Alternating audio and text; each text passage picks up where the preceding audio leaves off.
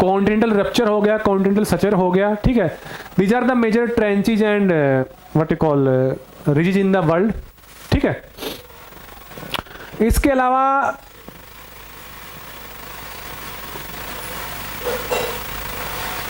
एक जो कॉन्सेप्ट आप लोगों का, हाँ मैंने कहा था कि मैं आपको मार्जिन्स बाद में बता दूंगा at the last. What are the continental margins, जो कि प्लेट टेक्टोनिक्स का ही हिस्सा है और कभी पूछ भी ले कोई बड़ी बात नहीं है, because it is very relevant, not so technical. तो कॉन्टिनेंटल मार्जिन्स, मार्जिन्स मीन्स आपके किसी चीज के किनारे जो बचा हुआ एक्स्ट्रा जो पोर्शन है। तो कॉन्टिनेंट तो हम कहां तक मानते हैं, कॉन्टिनेंट तो हम वहां तक मानते हैं जहां से पानी शुरू होता है भाई साहब, पर ये कॉन्टिनेंट का पोर्शन ओशियन के अंदर तक गया होता है। This is the continental margin, और किनारा जिसको हिंदी में अगर नॉर्मल भाषा में कहें तो। अब ये किनारे को दो टाइप में बांटा गया है, या इस कॉन्टिनेंटल मार्जिन को दो टाइप में बांटा गया है। It may be a active margin, it may be a passive margin. अब by name itself clear है, बहुत ही सिंपल सी बात है। एक्टिव है तो मतलब वहां पे कुछ एक्टिविटी होती होगी, और पैसिव है तो नॉर्मली वहां पे नो एक्टिविटी। अब नो एक्टिविटी का मतलब ह्यूमन एक्टिविटी की बात नहीं है, एक्टिविटी यहां पे मतलब टेक्टोनिक एक्टिविटी अगर होती है तो ये एक्टिव है, और अगर टेक्टोनिक एक्टिविटी एब्सेंट है तो ये पैसिव है, ठीक है ना।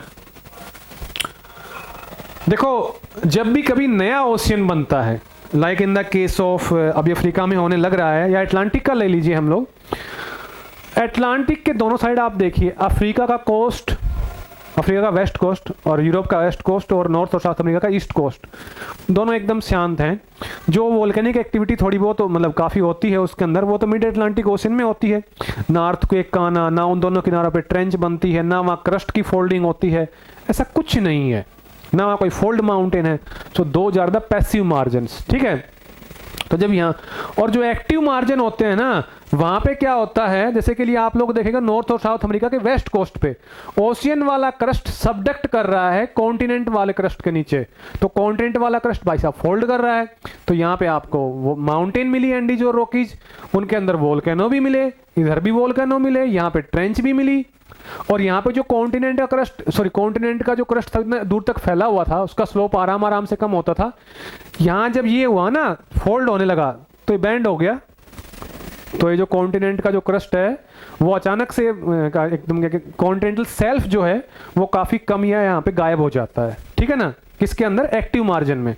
एक्टिव मार्जिन भी दो टाइप के होते हैं, वन में बी दैट ऑफ जहाँ पे ओशियन और कॉन्टिनेंट का कोलिजन हो, जैसा कि इसको हम बोलते हैं एंडीज टाइप, और दूसरा हो सकता है जहाँ पे दोनों ओशियन वाले ही कन्वर्ज हो रहे हैं आपस में, जैसा कि पैसिफिक के बीचों बीच कई जगह होता है, मरियाना ट्रेंच के आसपास, तो वहाँ पे तो केवल आइलैंड की आर्क मिल पाती है आपको, ट्रेंच मिलेगी, इसके अलावा वोल्केनो, सॉरी वो क्या कहते हैं, अर्थक्वेक की तो कोई दिक्कत ही नहीं है, जब चाहिए तब लीजिए आप, पर उसके अलावा जो माउंटेन वगैरह जो कॉन्टिनेंट वाले जो फीचर हैं वो देखने को नहीं मिलते हैं। तो ये जो एक्टिव कॉन्टिनेंटल मार्जिन है, यहाँ पे कॉन्टिनेंट का जो मार्जिन होगा ये हमेशा नैरो होगा, बिकॉज ये फोल्ड होता रहता है कॉन्टिन्यूसली, और जब ये नैरो होगा तो इसके ऊपर डेल्टा वगैरह नहीं बन पाएंगे। इसके ऊपर कौन से फीचर डोमिनेट करेंगे, इसके ऊपर फीचर डोमिनेट करेंगे इरोजन वाले, इरोजनल लैंड फॉर्म्स जो सी वेव से बनेंगे, ठीक है।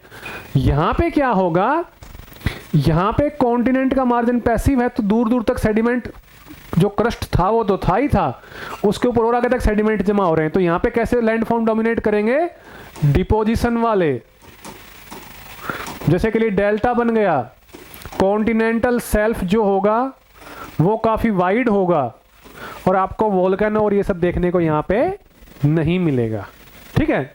That is the passive and active margin. अगर टेक्टोनिक कोई एक्टिविटी हो रही है मार्जिन पे, इट इज एक्टिव मार्जिन, अगर टेक्टोनिक एक्टिविटी एब्सेंट है मार्जिन पे, इट इज पैसिव मार्जिन। उसी का ही आपको रिजल्ट भी देखने को मिलेगा, जो मार्जिन है उसकी शेप पे और वहां पे मिलने वाले लैंड फॉर्म्स पर, ठीक है। So these are the active and passive margins, ठीक है। चलिए